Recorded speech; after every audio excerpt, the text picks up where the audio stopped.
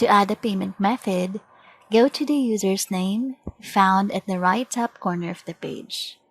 Then click Payment Methods. On this page, you will see the payment methods that were added on the account. To create or add new bank account information, click Add Payment Method. Fill in all the information needed and hit Save. To process a one-time payment, go to Your Loan, then click Make a Payment. Select the loan, the amount you want to pay, your overpayment preference, and tick the acknowledgement box. Set the payment date, your preferred payment method, and hit Submit Payment.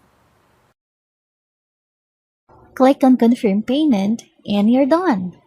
A payment confirmation will also be sent to your email. For recurring payments, go to Useful Links, then click Manage Recurring Payments. On this page, you will see the recurring payment that has been set up on the account. To create or set up a new one, click on Create Recurring Payment button. You may set it up the way you want it. Select the loan, the amount you want to pay, and the recurrence pattern.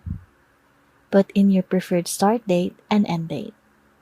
Once all the information is complete, hit Create Recurring. From the home page, go to Your Loan and click View Payments. On this page, you will see the list of payments that you have made on the account. To void a pending payment, go to History, then hit the Void button under Actions. To check your billing statements and other loan documents, go to Your Loan and click View Documents.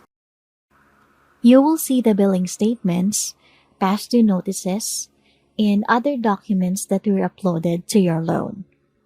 To view these files, hit the Download button under Actions. Thank you for watching the video. You should now be able to guide the borrowers on how to sign up online, educate the borrowers on how to update their account information, help the borrowers to make a payment, and assist the borrowers on overall functions of the portal.